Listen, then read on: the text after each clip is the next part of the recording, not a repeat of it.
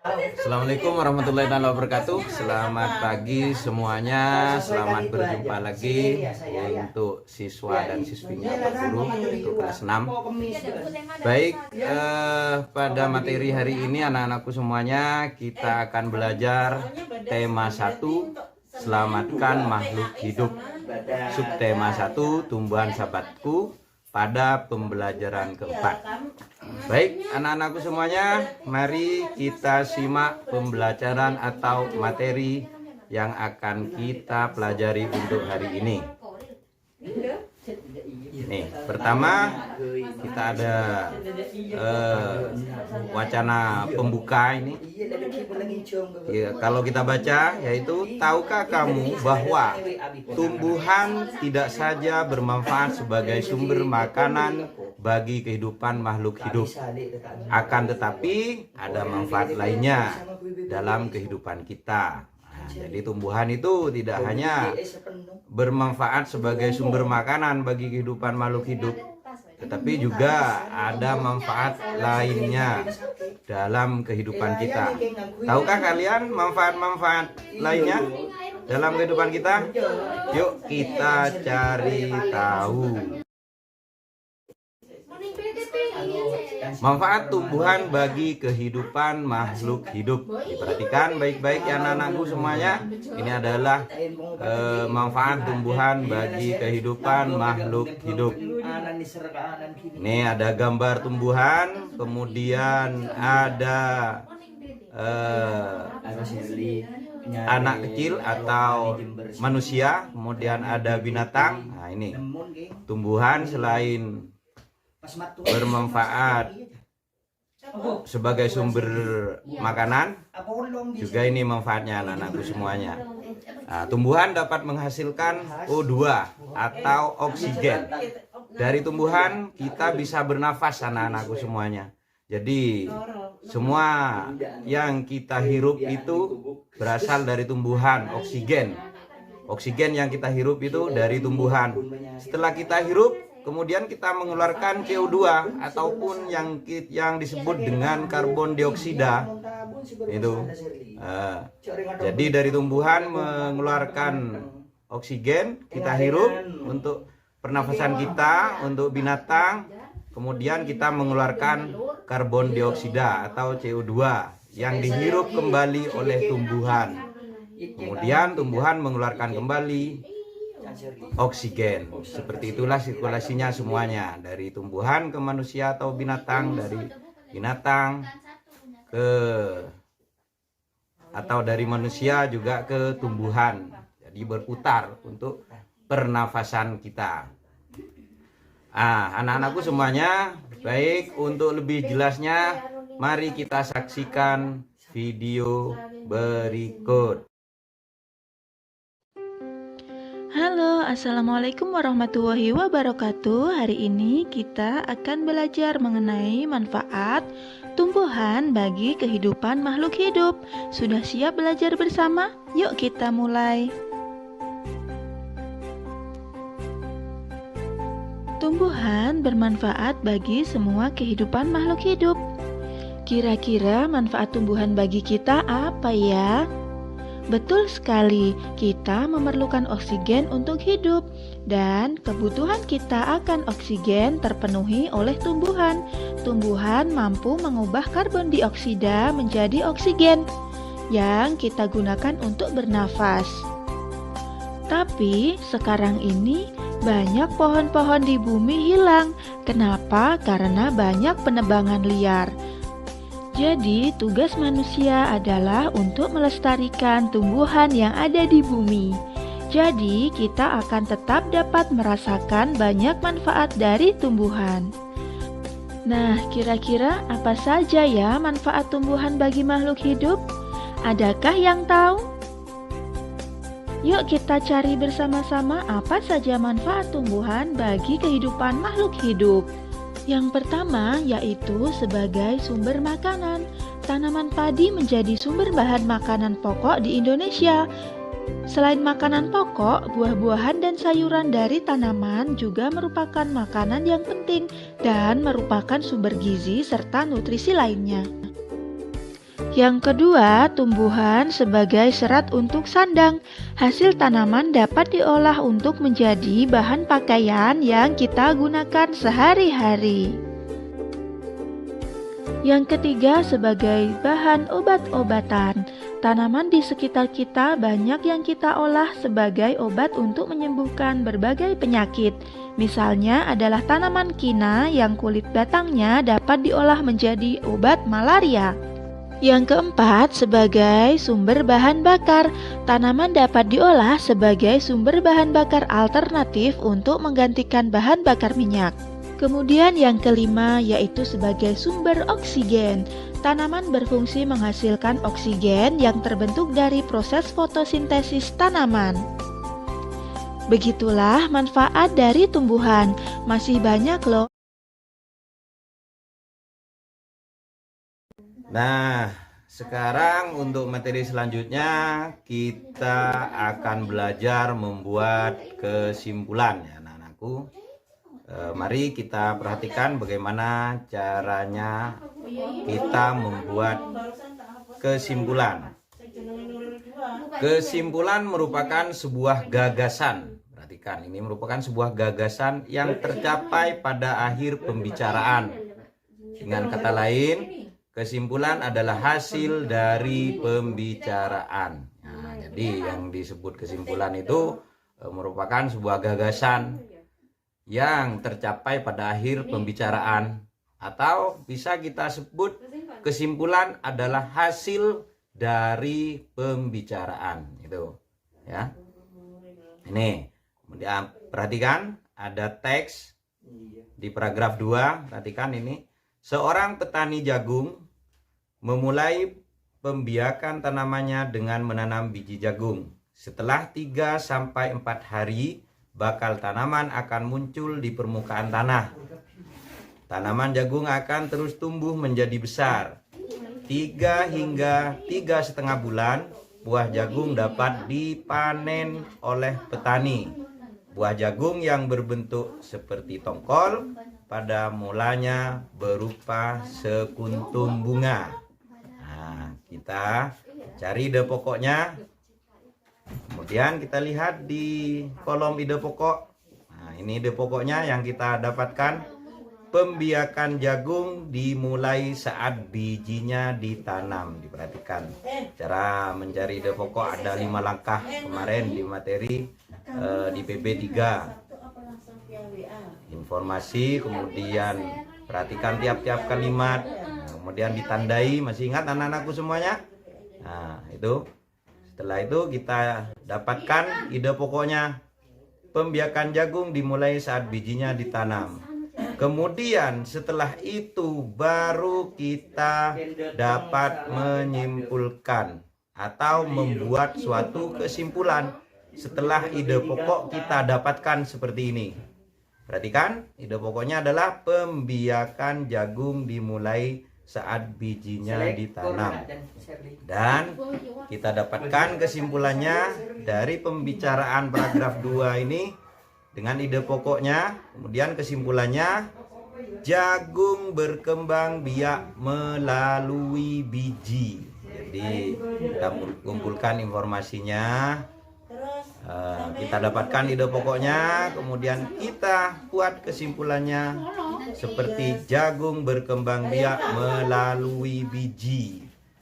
Karena kesimpulan itu hasil dari pembicaraan keseluruhan paragraf itu, pembicaraan itu kita dapatkan kesimpulannya di sana, anak-anakku semuanya. Lebih jelasnya anak-anakku, mari kita lihat atau kita saksikan video berikut.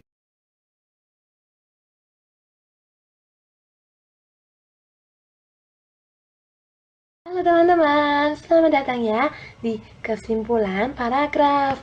Nah, kalau ngomongin soal kesimpulan paragraf nih, pasti ini penting banget buat kalian, apalagi untuk orang-orang yang mau menyimpulkan nih paragraf ini berisi tentang apa ya, atau bagaimana sih caranya membuat sebuah kesimpulan di sebuah paragraf itu.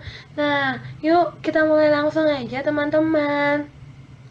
Di sini nih aku mau kasih tahu ke kalian dulu nih. definisinya apa sih sebenarnya? Kesimpulan itu atau kesimpulan dari sebuah paragraf itu, ini adalah pernyataan nih yang mengandung makna dari sebuah pembicaraan itu sendiri, topik yang dibicarakan. Intinya apa sih gitu, kalau biasanya kita dalam sebuah percakapan, intinya tuh apa sih, conclusionnya tuh apa sih gitu. Nah, kesimpulan ini teman-teman tentu dari untayan-untayan fakta ya, harus dari fakta-fakta yang emang ada, oke, yang memang terjadi, jangan dibuat-buat ya teman-teman. Jadi kesimpulan itu bersifat pendapat nih, tapi harus sesuai dengan fakta-fakta yang bisa ditunjukkan kepada penulis ya. Contohnya kalau untuk kalian menulis sebuah paragraf gitu teman-teman, jangan kalian memberikan sebuah statement atau pendapat tapi nggak ada fakta pendukungnya sama sekali, itu nggak boleh ya teman-teman. Nah, kesimpulan itu merupakan sebuah hal yang paling intim banget nih teman-teman, apalagi dalam sebuah wacana. Nah, sebuah pelajaran itu harus ada penjabaran faktanya, seperti yang aku sebutin, bahwa kesimpulan itu juga harus ada penjabaran faktanya yang mengarahkan kepada kesimpulan. Oke, nah ini juga sebuah gagasan utama teman-teman. Kesimpulan juga merupakan sebuah gagasan utama dari sebuah paragraf itu sendiri loh. Nah, sebuah jawaban itu pasti ada sebuah pembuktian. Tentunya sama juga karya ilmiah yang biasanya kalau orang melakukan penelitian, dia memberikan suatu pendapat, pasti ada fakta-fakta pendukungnya. Gitu teman-teman. Nah, kalau kalimat utama itu kan lebih kepada kesimpulan di sebuah paragraf. Tapi kalau kumpulan-kumpulan gagasan utama itu lebih kepada di dalam sebuah teks ada sebuah kesimpulan. Kesimpulan itu sebenarnya sifatnya adalah umum dan juga dirangkai dari penjabaran-penjabaran fakta. Oke. Lalu nih teman-teman, gimana sih caranya nih kita menentukan sebuah kesimpulan itu sendiri? Yang pertama adalah kamu melakukan yang namanya scanning wacana. Scanning wacana itu apa sih? Ini lebih kepada kamu tuh nggak perlu sih sebenarnya baca sampai keseluruhan banget wacananya, tapi kamu lihat aja nih kunci-kuncinya, titik-titiknya, ide pokoknya di tiap paragraf itu apa sih. Kalian pasti langsung bisa ketahuan, oh ini toh ide pokok dari paragraf ini, intinya tuh sebenarnya di sini loh gitu. Terus yang kedua adalah merangkai kesimpulannya. Gimana cara merangkai kesimpulannya?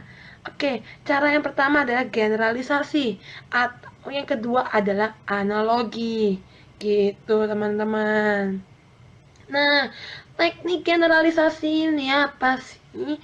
Generalisasi ini adalah lebih kepada kesimpulan yang diperoleh teman-teman dari sebuah pernyataan yang umum, general, umum, oke teman-teman, dari kalimat fakta yang ada sebelumnya gitu. Nah, yuk kita lihat dulu contohnya biar kamu semakin memahami lagi teman-teman. Ada paragraf ini. Hasil belajar siswa kelas 10 SMA, sumber ilmu kurang memenuhi kriteria kelulusan minimum KKM. Gitu. Oleh karena itu, banyak siswa yang mengikuti program remedial untuk mencukupi nilainya. Diketahui bahwa selama ini, guru memberikan tugas diskusi kepada siswa tanpa arahan dan pengawasan guru. Selain itu, interaksi yang terjadi selama pembagian hanya satu arah. Nah, di sini kan kita bisa tahu dong, berarti ada titik satu kesalahan sebenarnya, bahwa sebenarnya guru itu memberikan tugas diskusi tapi nggak dikasih arahan dan nggak diawasi sama gurunya. Kalau misalnya murid nggak diawasin dan nggak diberikan arahan, gimana caranya mereka bisa? Kesimpulannya adalah dengan demikian bahwa guru itu benar-benar berpengaruh banget dong ya dengan hasil belajar siswanya. Oke, kalaupun pembelajaran ini berbasis dengan siswa yang harus aktif, tapi kan tentunya juga butuh dong yang namanya bimbingan dari dan arahan dari gurunya gitu.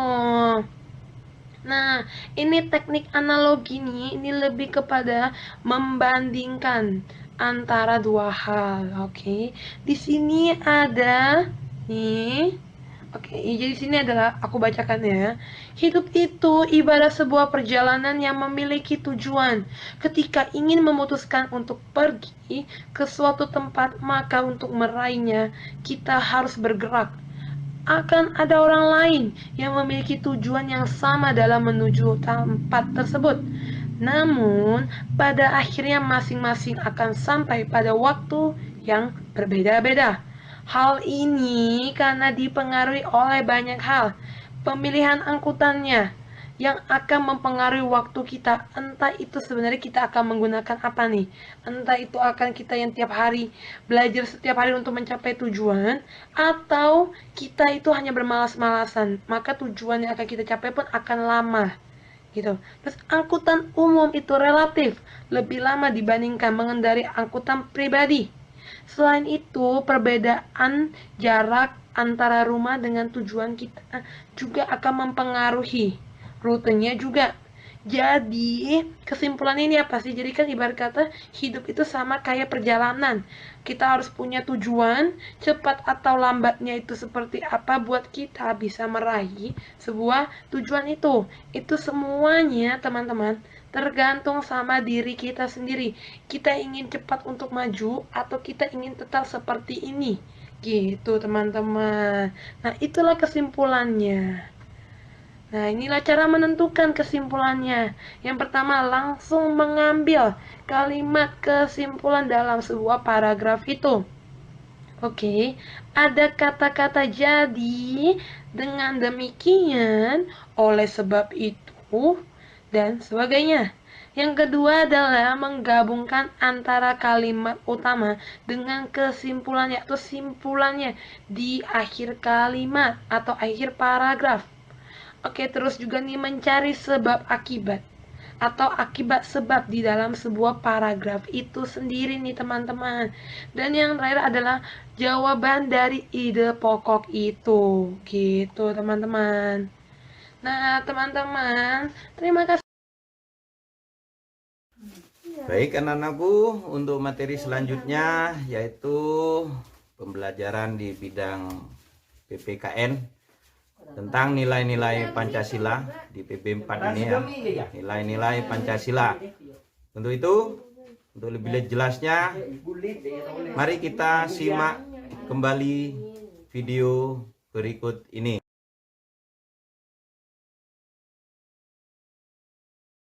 Nilai-nilai Pancasila perlu sekali kita kembangkan dalam kehidupan sosial budaya. Hal ini dimaksudkan agar tercipta suasana yang tenang, sejahtera, damai, dan aman. Dari zaman dahulu, nilai-nilai Pancasila memang sudah terkandung dalam kehidupan sosial budaya masyarakat kita. Nilai-nilai tersebut telah meliputi berbagai aspek kehidupan dan masih tetap dipelihara sampai saat ini. Pada sila pertama, ketuhanan yang Maha Esa dilambangkan dengan bintang. Masyarakat Indonesia mengakui Tuhan adalah pencipta alam semesta. Mengembangkan rasa saling mencintai sesama manusia, sikap tenggang rasa, kemanusiaan, gemar melakukan kegiatan kemanusiaan, serta berani menegakkan kebenaran dan keadilan. Pada sila kedua, kemanusiaan yang adil dan beradab, dilambangkan dengan tali rantai, mengakui adanya persamaan derajat antara sesama manusia sehingga setiap warga negara memiliki hak dan kewajiban yang sama. Mengembangkan rasa saling mencintai sesama manusia, sikap tenggang rasa, kemanusiaan, gemar melakukan kegiatan kemanusiaan, serta berani menegakkan kebenaran dan keadilan. Pada sila ketiga, Persatuan Indonesia dilambangkan dengan pohon beringin. Kita harus senantiasa menjaga persatuan dan kesatuan negara Republik Indonesia. Menerapkan sikap cinta tanah air, rela berkorban demi bangsa dan negara, serta memajukan pergaulan demi persatuan dan kesatuan bangsa yang berbineka tunggal ika.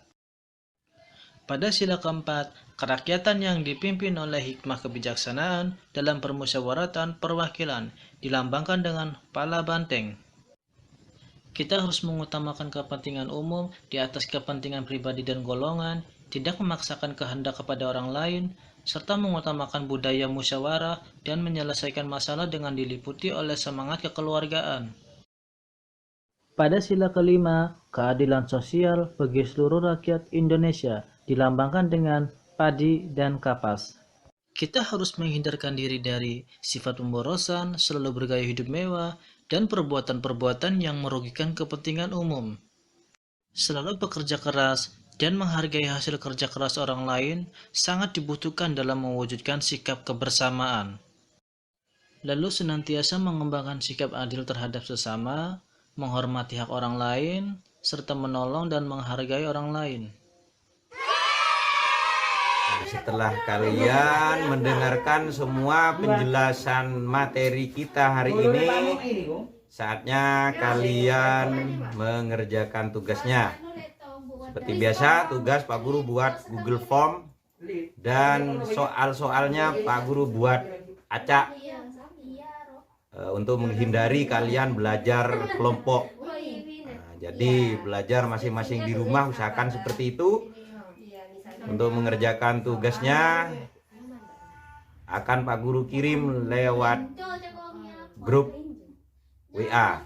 Apabila ada pertanyaan atau kalian masih kurang mengerti, silahkan japri Pak Guru, baik video call boleh, Pak Guru siap melayani. Demikian untuk materi hari ini, Pak Guru akhiri. Wabillahi taufik wal hidayah.